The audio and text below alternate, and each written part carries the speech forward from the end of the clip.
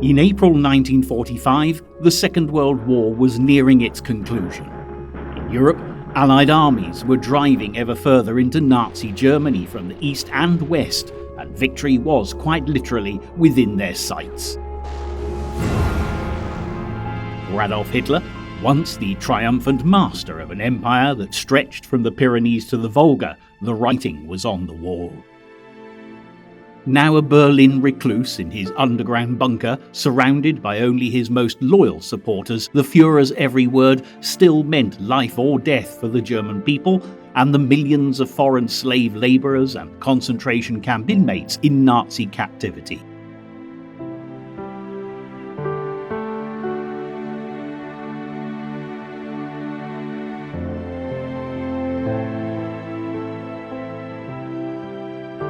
Before the guns would be finally silenced, hundreds of thousands of innocent souls would perish in the flames and rubble of the dying Third Reich.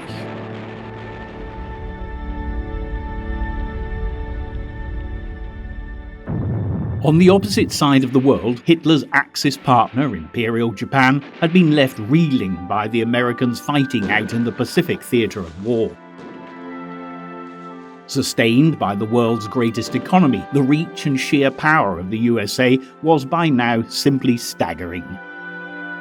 Huge amphibious armies, protected by massive naval forces, were leapfrogging across the Pacific ever closer to Japan, and giant B-29 bombers were raining fire and high explosives onto its cities. In the waters around Japan, American submarines had almost run out of ships to sink, and in the meantime, the Japanese population, some 90 million strong, faced economic collapse and starvation. In the Far East, British troops had recaptured Burma from the Japanese, who'd been in occupation since 1942. Back in London, Prime Minister Churchill was receiving equally encouraging news from the fighting on all fronts.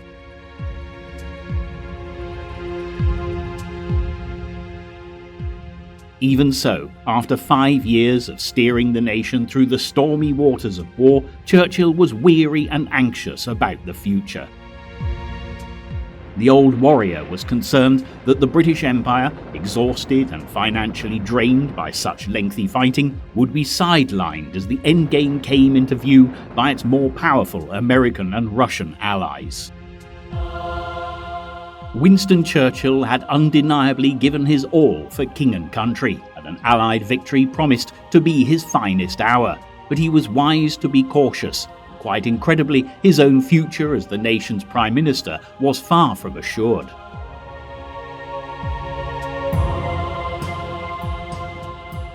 As April 1st, 1945 dawned, 3 weeks had passed since the first American troops had seized the Ludendorff Bridge over the River Rhine at Remagen before the Germans had been able to demolish it.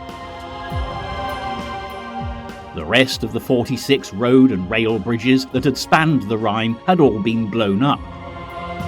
Ironically, the Ludendorff Bridge collapsed under the shock of constant near misses by German artillery fire and air attacks, just 10 days after the First US Army had used it to secure a bridgehead on the east bank of the Rhine.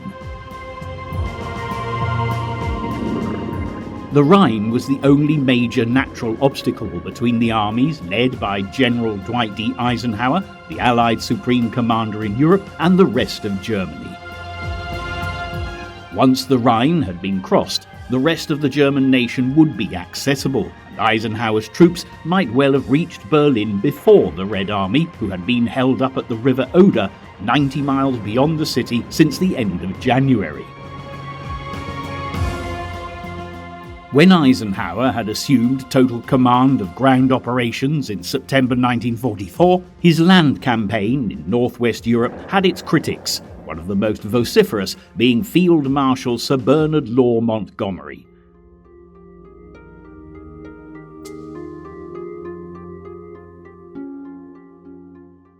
Monty led the 21st Army Group as the Allies really started to make progress in Germany through March and into April 1945.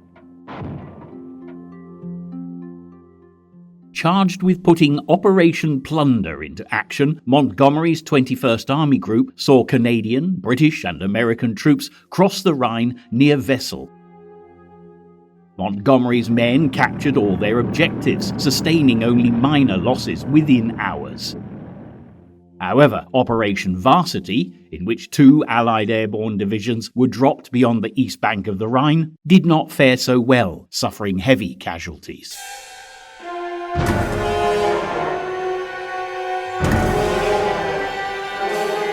Watching the drama unfold in the skies from the relative safety of the west bank of the Rhine was none other than Churchill himself. Always keen to visit the front whenever he could, Churchill had travelled to General Eisenhower's tactical headquarters overlooking the river. As ever, Churchill was determined to throw himself into the centre of the action, and much to Eisenhower's dismay, the British Prime Minister, now in his 70s, leapt into an American landing craft and crossed the Rhine.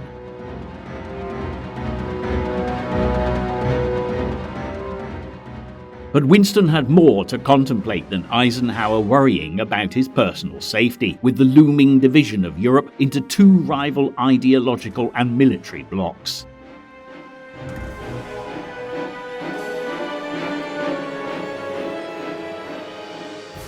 Churchill believed that the now ailing American President Franklin D. Roosevelt seriously underestimated the danger posed by Joseph Stalin and the Russians. The British Prime Minister wanted Eisenhower and the Western Allies to advance all the way to Berlin before the Soviets could get there, but Eisenhower regarded the destruction of German military power as his primary mission. Berlin was not his main priority.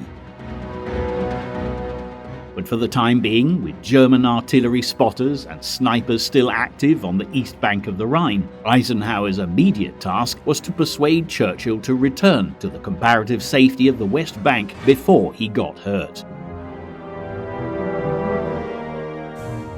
While the delicate negotiations were taking place to retrieve Churchill, 150 miles further upstream, the 3rd US Army's 5th Infantry Division had strategically, and without any of Montgomery's pomp and circumstance, crossed the Rhine at Oppenheim.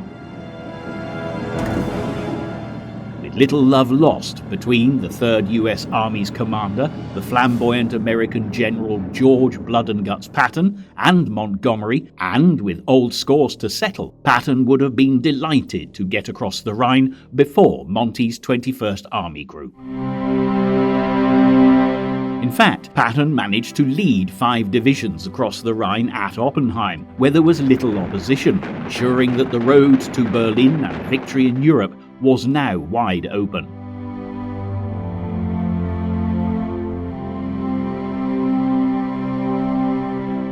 But German resistance to the Allied advance was weakening daily, with a home guard made up of old men and young boys who were as afraid of what would happen as the beleaguered civilian population.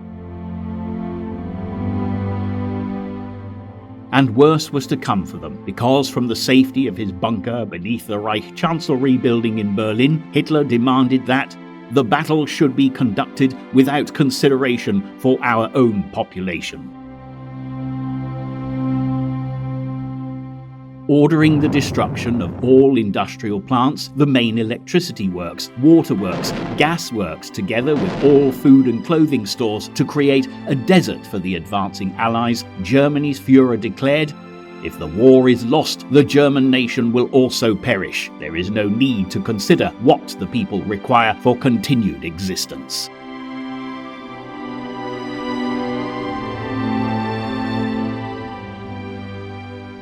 April 1st, 1945 was actually Easter Sunday, a traditional day of celebration for the Christian Church. For the Allies, there was increasing cause for celebration.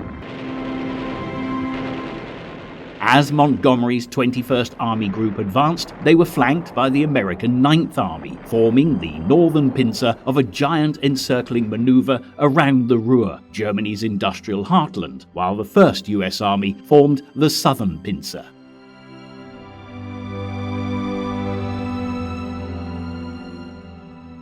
Units from the two American armies met near Lippstadt, and 72 hours later the encirclement of the Ruhr pocket was complete.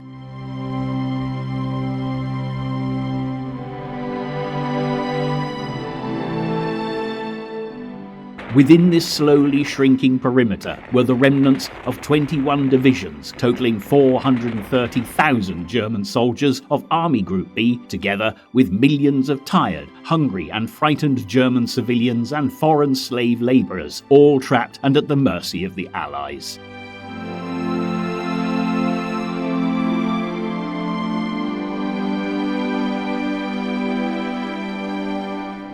There were also considerable advances being made in the Pacific, with the Americans preparing for Operation Iceberg.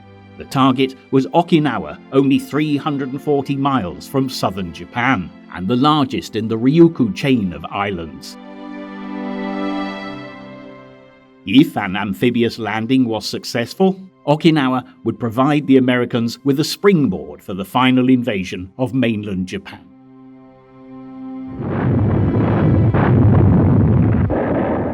Less than a week earlier, Iwo Jima, the first island in the Japanese archipelago to be invaded by the Americans, had finally been declared secure after 6 weeks of bitter fighting.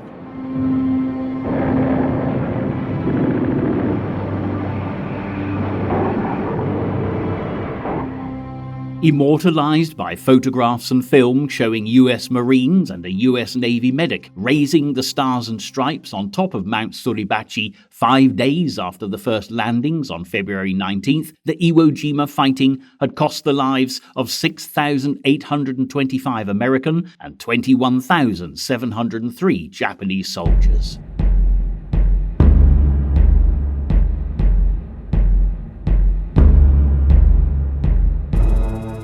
Although an Allied victory, the Battle of Iwo Jima was a chilling prelude to Operation Iceberg. For the invasion of Okinawa, the Americans assembled a force of 102,000 soldiers, 88,000 Marines, and 18,000 Navy personnel under Lieutenant General Simon Bolivar Buckner, Jr., commander of the 10th U.S. Army.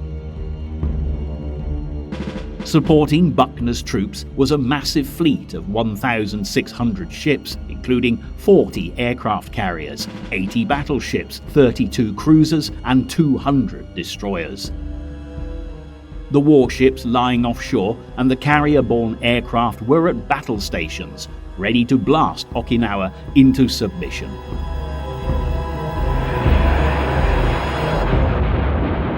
At 6 a.m, the bombardment of the beaches at Hagushi began, and after 3 hours, the intense naval barrage ceased and troops of the 3rd Amphibious Corps and 24th Army Corps stormed ashore. Much to the Americans' surprise, however, the assault waves encountered no opposition at all. Follow-up troops rapidly headed inland, and by noon they had taken their immediate objectives, the airfields at Kadena and Yomitan.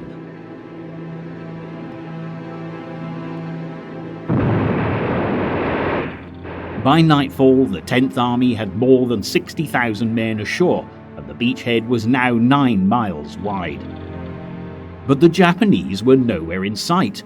In fact, Okinawa's Japanese garrison had positioned itself well inland to avoid American naval gunfire, many concealed in the caves of the island's rocky landscape.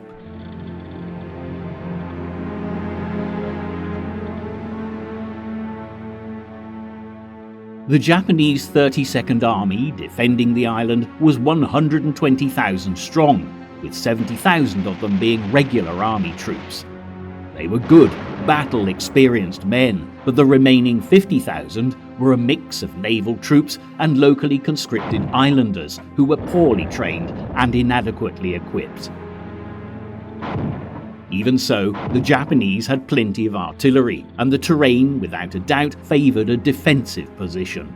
At 60 miles long, being an average 8 miles wide, much of Okinawa was made up of hills covered with pine forests and thick undergrowth.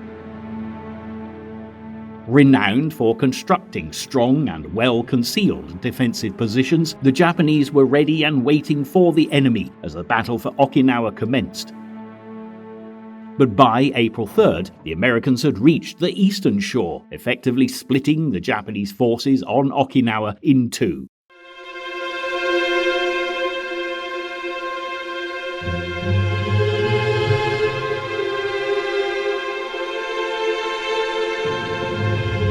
General Buckner quickly initiated Phase 2 of his plan, the objective of which was to take the northern half of the island. The 6th Marine Division advanced towards the Motubu Peninsula on the western side of the island, where they encountered Japanese troops defending a natural fortress of wooden ridges and ravines.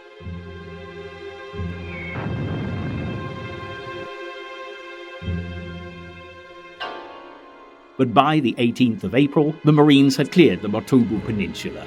Most of the northern half of Okinawa was now in American hands. In the meantime, the Allied invasion fleet off Okinawa had come under a ferocious assault from the air. The Japanese High Command had assembled more than 2,000 aircraft on airfields in southern Japan and Formosa, today known as Taiwan, to disrupt the invasion of Okinawa, and despite bombing raids on their bases by American B-29s and carrier-borne aircraft in the weeks before Operation Iceberg, many were still ready for action.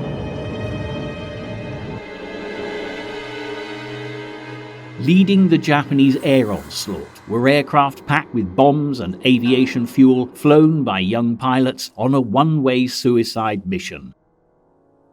They were the kamikaze, which in Japanese means divine wind.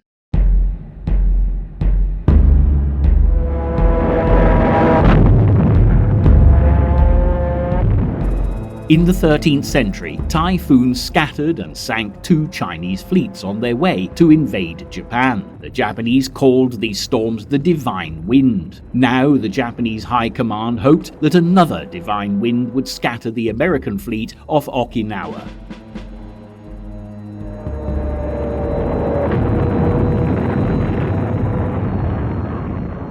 On April 6, 1945, the Japanese Operation Chrysanthemum began with massed kamikaze attacks on the Allied invasion fleet.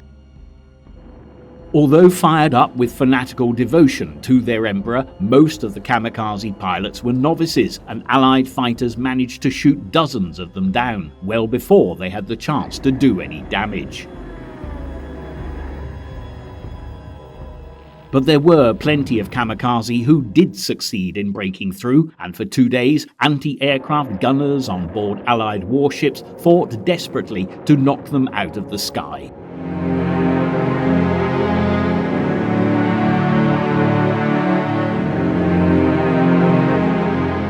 An incredible 13 American destroyers were badly damaged or sunk, and it was a threat the Allies needed to take very seriously indeed.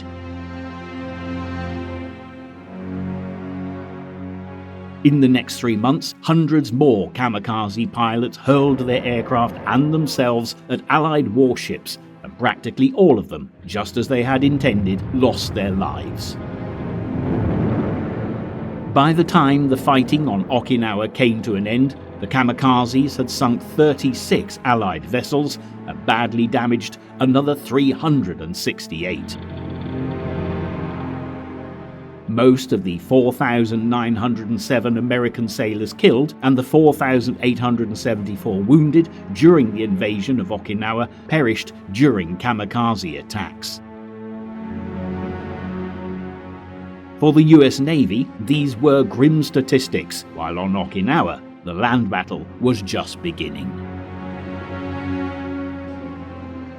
The highest concentration of Japanese forces was to the south of the island, and on April 4th, General Buckner ordered the 24th Army Corps to advance in a southerly direction from the American beachhead. As the 7th and 96th Infantry Divisions pushed on towards Shuri, Okinawa's ancient capital, they met fierce resistance from Japanese troops defending a position the Americans had christened Cactus Ridge.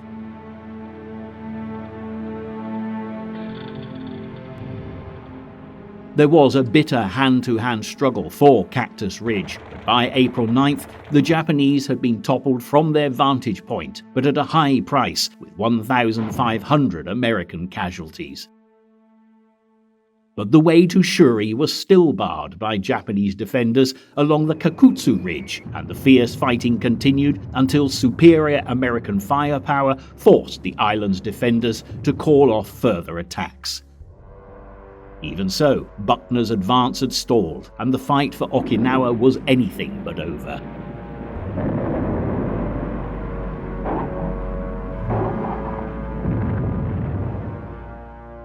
Meanwhile, back in Europe, the British, Canadian and American armies were driving ever deeper into Germany after successfully crossing the Rhine in late March 1945.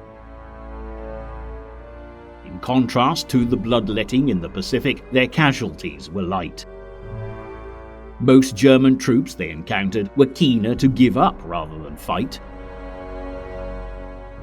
But during their advance, the Western Allies were uncovering the ghastly evidence of the Nazis' crimes against humanity. On April 4, 1945, troops belonging to Patton's 3rd US Army overran the Ohrdruf labor camp near the town of Gotha. In the camp they discovered piles of corpses, some covered with lime and others partially incinerated. These unfortunate souls had been prisoners that the fleeing SS guards considered too ill to walk, and they had been shot before the camp was evacuated. News of the horrors at Ohrdruf quickly spread, and on April 12th, General Eisenhower, Supreme Commander of Allied forces in Europe, visited the camp with General Patton and General Omar Bradley, commander of the 12th US Army Group, to see for themselves what they had been fighting for.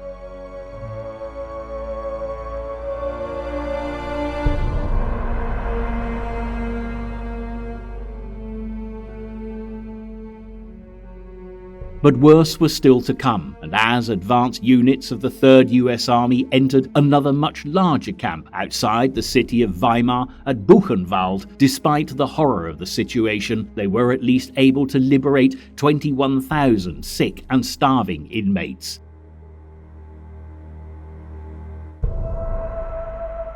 The British and Americans knew about Nazi concentration camps, but little had prepared them for the reality. After inspecting Ohrdruf, Eisenhower informed General George C. Marshall, the head of the US Joint Chiefs of Staff in Washington, D.C., that what he had seen beggared description, as he let the world know the truth about what Hitler and the Nazis had done. On April 12th, the famous CBS radio correspondent Edward R. Murrow visited Buchenwald, and he too reported his findings, but over the airwaves to all who would listen.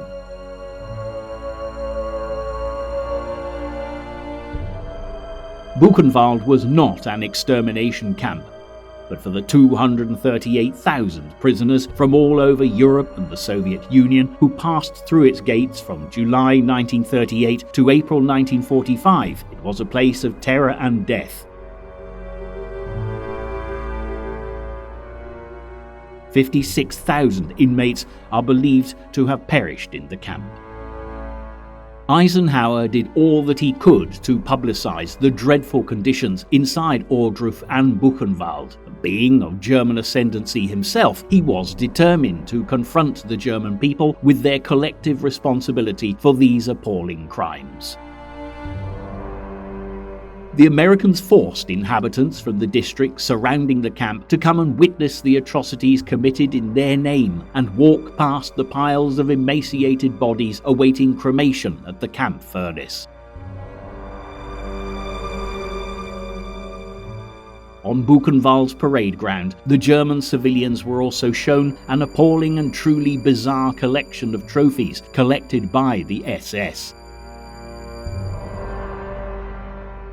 These included human organs in jars of formaldehyde, shrunken heads, and lampshades and book bindings made with skin from prisoners especially selected for their colourful tattoos. The horrors of the concentration camps continued to be revealed, but the liberation had come too late for so many inmates, and in the weeks that followed, thousands died as a result of their terrible suffering at the hands of their captors. However, while this human tragedy played itself out as the world looked on, the death of just one man was about to change the course of history. On April 12th, President Franklin Delano Roosevelt, known to millions simply as FDR, the man responsible for bringing the Americans into the war, had died.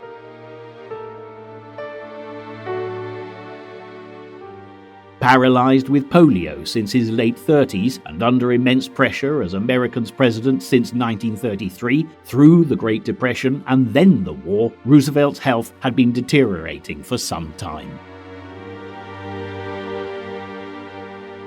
At the Yalta Conference in the Crimea in February, Roosevelt had met Stalin and Churchill to discuss the post-war division of Germany, but his appearance had shocked everyone present. He was evidently a very sick man.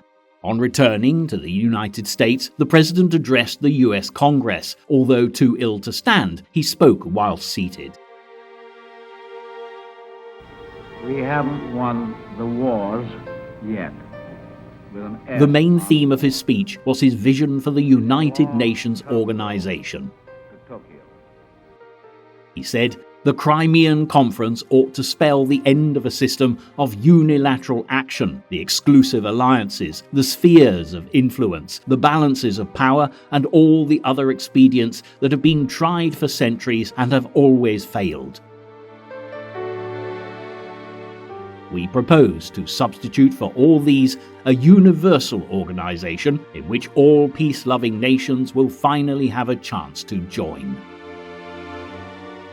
It was a remarkable legacy for Roosevelt to leave to the world, and although very unwell, he continued to lead the Americans in the fight against Adolf Hitler and his axis of evil.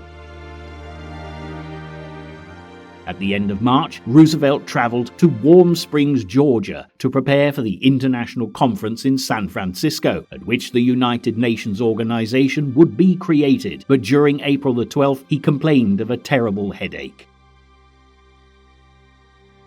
Shortly after, Roosevelt suffered a massive brain hemorrhage and died within hours. He was 63 years old and had missed seeing his dedication to the Allied cause rewarded with the fall of Berlin and victory in Europe by only a matter of weeks. In the United States and amongst the Allies, news of Roosevelt's death was met with disbelief and grief. FDR had been in the White House for longer than any other American president. In 12 years, he had led the United States to economic prosperity, to the very threshold of victory over Nazi Germany and Imperial Japan. All over the USA, flags were lowered for 30 days of official mourning. Hundreds of thousands of grateful Americans made the pilgrimage to gather along the railway line between Warm Springs, Georgia and Washington, D.C. to watch a funeral train bring Roosevelt's body back to the nation's capital. Even more people gathered together in Washington to line the streets as FDR's coffin was taken to lie in state in the Capitol building, and his state funeral was one of the most emotional occasions in Washington's entire history.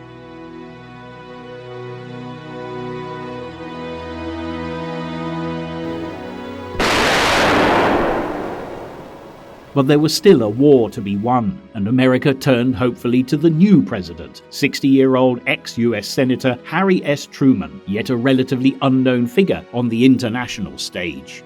Truman had taken on the mantle of the US Commander-in-Chief just as the Second World War was about to enter its final and most dramatic stage.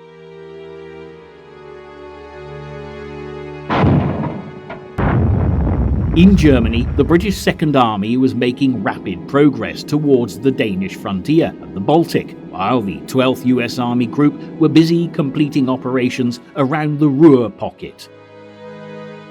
By April 21st, the fighting was over, and 325,000 German soldiers filed patiently into American captivity. Overwhelmed by the huge number of men surrendering that required food and shelter, the Americans created makeshift prisons along the Rhine. But sadly, during the next days and weeks, due to the sheer enormity of the task, many hundreds of these men died as a result of their already poor state of health before their captors had a chance to care for them properly. What's more, tensions were now beginning to appear within the Allied camp.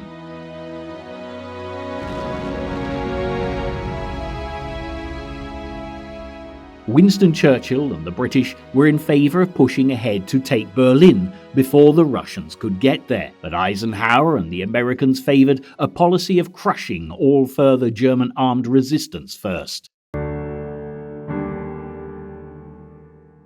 Rumours were abounding of a powerful Nazi defensive position that had been established in the German and Austrian Alps, manned by fanatical SS troops, and Eisenhower diverted a great deal of the American military effort southwards to neutralise this threat.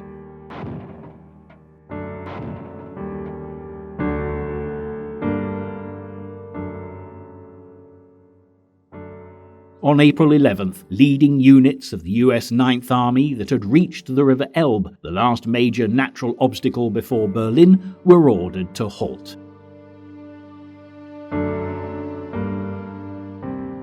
But the Russians were still forging ever onwards, displaying ruthless efficiency, with the Red Army thrusting aside the large number of German forces sent by Hitler to defend Hungary, and by April 13th the Soviets had captured Vienna. In Berlin, where Hitler's chief of Nazi propaganda, Joseph Goebbels, was still celebrating news of Roosevelt's death with his Führer, hopes were beginning to grow that the alliance between the British, the Americans and the Soviets would now crumble.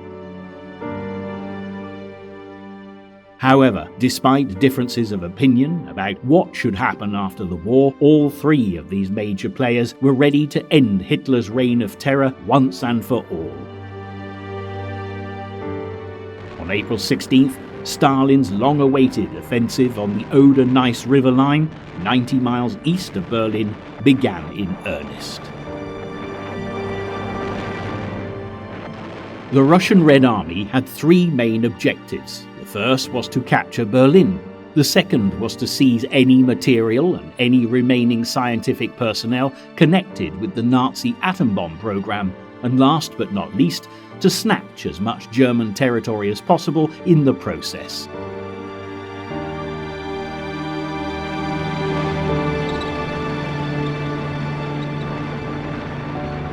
The assault began with a shattering artillery bombardment as 2.5 million Russians moved into position for the final offensive against Hitler and his Berlin hierarchy. 1.5 million of these soldiers were under the orders of the Red Army's most experienced battlefield commanders, Marshal Zhukov and Marshal Konev, who were given the task of storming Hitler's center of operations.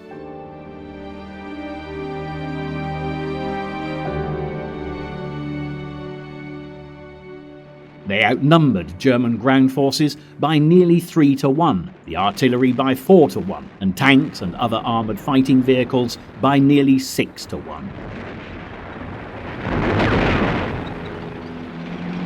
Joseph Stalin was well aware that there was fierce competition between the two marshals to get to Berlin first, and he had actually given Zhukov's first Belarusian front on the Oder line a head start, much to the annoyance of Konev, whose first Ukrainian front on the River Neisse was some distance further away from the Nazi capital.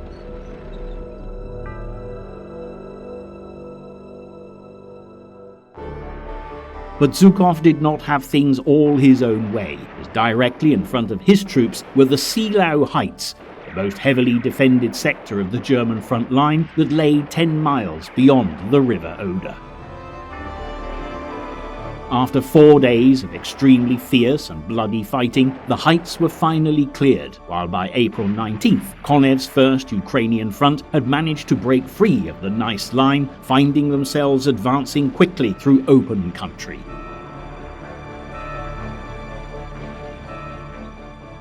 As April 20th dawned, Adolf Hitler's 56th birthday, there was little for the Führer to celebrate. Zhukov and his men had made a rapid advance from the Seelau heights and were already shelling the centre of Berlin with long-range artillery.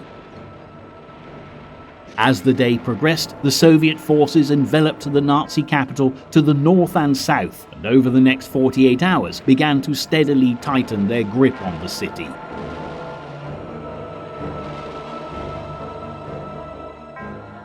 The Russians were now taking charge, and during the night of April 21st, the Royal Air Force Mosquito bombers made a final raid on Berlin.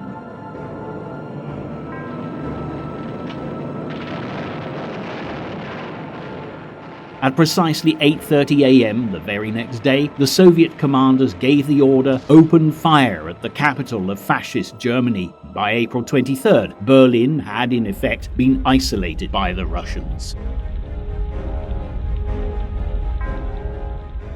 For Adolf Hitler, now trapped in his Führer bunker, there was no possible escape. Realizing that Berlin was doomed, he declared his intention to remain there and take his own life. Nevertheless, the fighting for Berlin was far from over, and Soviet casualties were continuing to mount despite the inevitability of the battle's outcome. There were some 45,000 troops defending the city, and despite being badly equipped and disorganized, there was still a sting in the tail.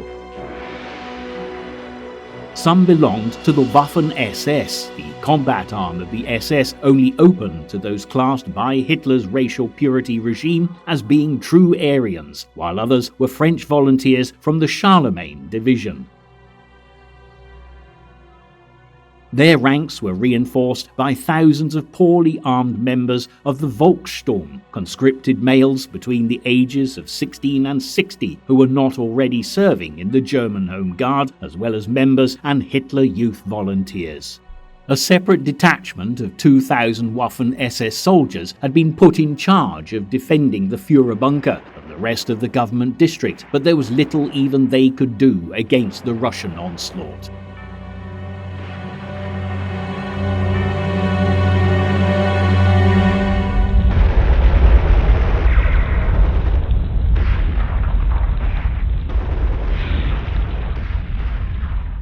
As well as being outnumbered, the German defenders faced a massive artillery attack.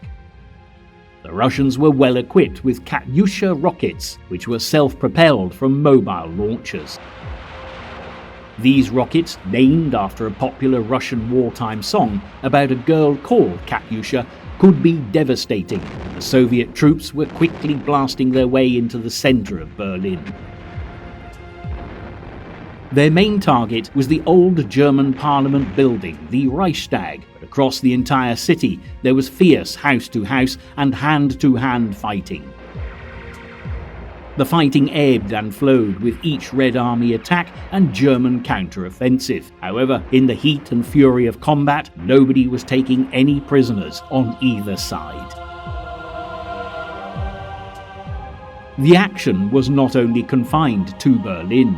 80 miles to the southwest of the city, at the ancient town of Torgau on the River Elbe, the Eastern and Western Allies had an historic meeting. The first contact was made between troops of the 9th US Army 69th Division and the 58th Guards Division in Konev's First Ukrainian Front on April 25th, which has gone down in history as Elbe Day. This was a perfect photo opportunity for a small army of American and Soviet journalists and cameramen who were brought together the next day to record the official meeting between the American and Russian soldiers as they shared a moment of celebration, friendship, and exchanged gifts.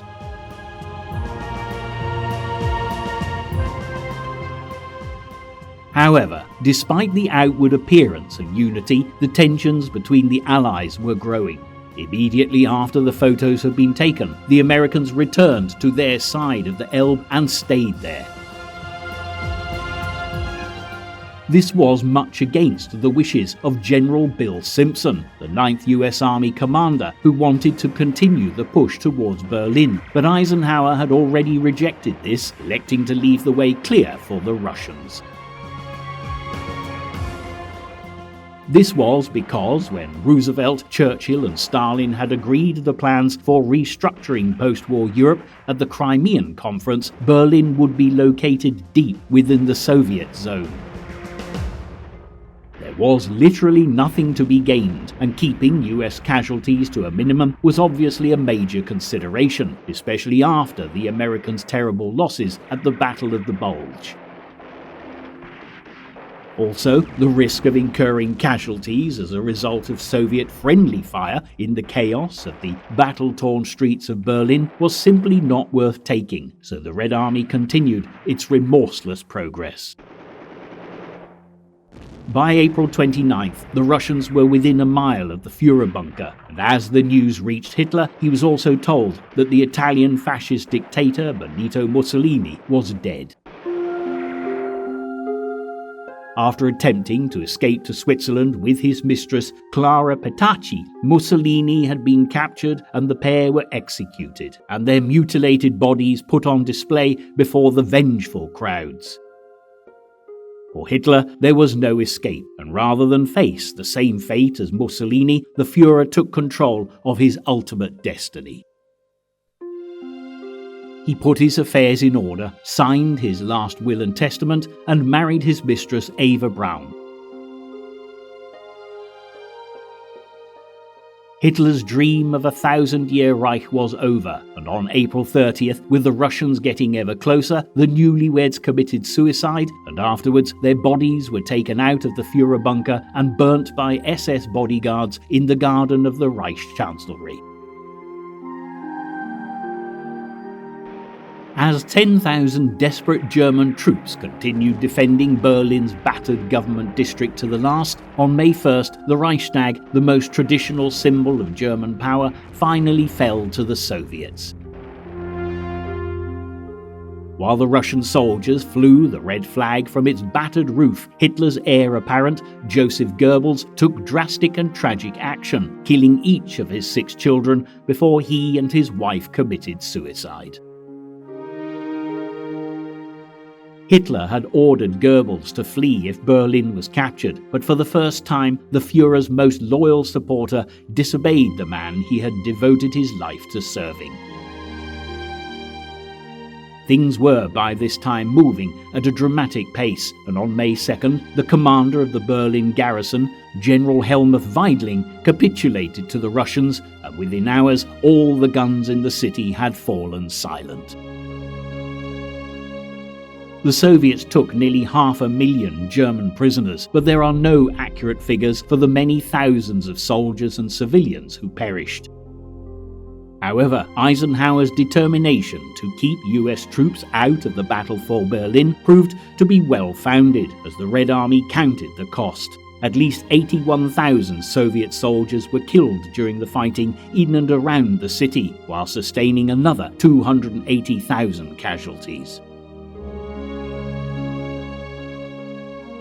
With the fighting over, the Russians also had the daunting task of organizing food supplies for the surviving civilian population and making the city habitable again. But paradoxically, while this was happening, many ordinary Soviet soldiers, motivated by revenge and often fired up by alcohol, rampaged through Berlin, committing atrocities equally as appalling as those associated with the Nazi regime. While the promise of peace was imminent in Europe and the war still raged on in the Pacific, news that the Japanese were at last being brought to a standstill reached the West. As the Germans capitulated to the Russians on May 2nd, British and Indian troops completed their advance through central Burma and captured the capital Rangoon with just a matter of hours to spare before the monsoon rains began. As the world would see in the months ahead, the Japanese refusal to contemplate surrender slowed Allied progress considerably. However, despite the fighting continuing in Burma for another 3 months, the campaign was effectively over with the fall of Rangoon. The Japanese mainland was also being attacked with little opposition, and in the Philippines, American troops led by General Douglas MacArthur had managed to contain more than 200,000 Japanese soldiers on the islands of Mindanao and Luzon. Again, resistance was fierce as the Japanese fought bitterly to hang on to their mountain strongholds. But on June 26th, MacArthur was finally able to declare that the Philippines campaign was over. Ironically, it was also late June 22nd, to be precise, that the Okinawa campaign was also declared at an end. It had lasted a grueling 87 days, and more than 100,000 Japanese soldiers had perished in the fighting, with at least another 7,000, mostly local conscripts, taken prisoner. A further 100,000 Okinawan civilians are also thought to have died during the fighting. Although victorious, the Americans paid a huge price, suffering more than 50,000 casualties, with at least 12,000 fatalities. The Japanese had served notice that concluding the fighting in the Pacific, despite events in Europe, was going to take all the Allies' resolve to see through. It was a chilling prospect for the American military planners, considering an amphibious assault on Japan, as they began to calculate what the losses were likely to be. Based on the 30% casualties experienced by the US 10th Army on Okinawa, a conservative estimate would suggest that a staggering 300,000 Americans would be killed or injured. Finding a way forward would demand a new approach to warfare. But as we return to the European theatre of war, the early days of May 1945 certainly provided the Allies with much to celebrate. The German command to carry out at once, and without argument or comment, all further orders that will be issued by the Allied powers on any subject. With fighting in Italy and in Berlin all coming to an end on May 2nd, events quickly gathered momentum. Just 48 hours later came the unconditional surrender of all German forces in northwest Europe, and it was given to British Field Marshal Bernard Montgomery in a tent on the Lüneburg Heath.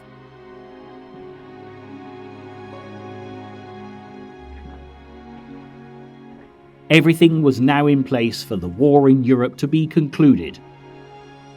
And early on May 7th, the German representatives, General Jodl and Field Marshal Keitel, signed the instrument of final unconditional surrender at Eisenhower's headquarters at Rheims in France.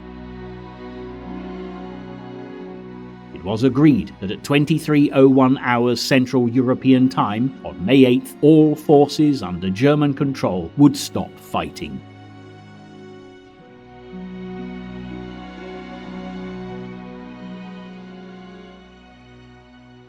At last, the news that the world had been waiting for since 1939 was ready to be announced. Plans were put in place for Victory in Europe Day to be celebrated on May 9th.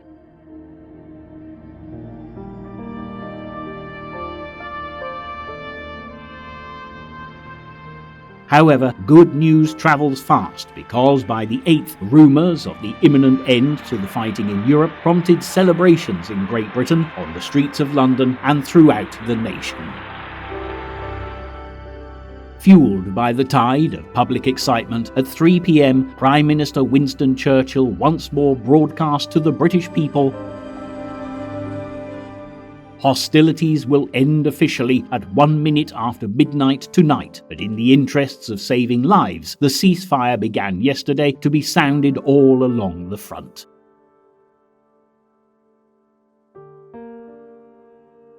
It was an incredible day, and the euphoria out on the streets was contagious. From nowhere, celebratory teas were mustered as entire communities joined together, and Winston Churchill went to Buckingham Palace to take his place alongside the royal family, who had come out onto the balcony to acknowledge the cheers of the sea of people gathered all around. Almost 5 years to the day when Churchill had taken on the challenging role of Prime Minister back in 1940, this moment on the very first VE Day has been described by many as having been Winston's finest hour.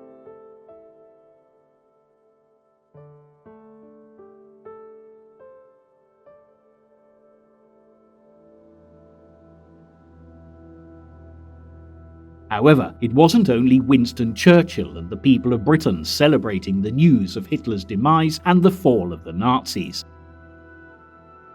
Across the Atlantic, the Americans, despite continuing to fight a war of attrition with the Japanese, took time out to enjoy the occasion. For Harry S. Truman, May 8th and the victory it represented was dedicated to the memory of his predecessor, Franklin D. Roosevelt, who had done so much to rid the world of tyranny. Still in mourning for their recently passed president, American flags remained at half-mast. But it was nonetheless a time for looking forward with hope to a new era, and ironically, it also happened to be President Truman's 61st birthday. But while to this day, Britain and America celebrate VE Day on May 8th, the Russians honour the 9th, a date that had originally been set aside by the Allies all those years ago. For the Soviet people, VE Day is still both a celebration of great joy and intense sorrow. At least 20 million Russian citizens had perished since the 22nd of June 1941, the day that the Nazis had invaded the Soviet Union, laying waste to entire cities, towns and villages which had been left in ruins, and the terrible losses have never been forgotten.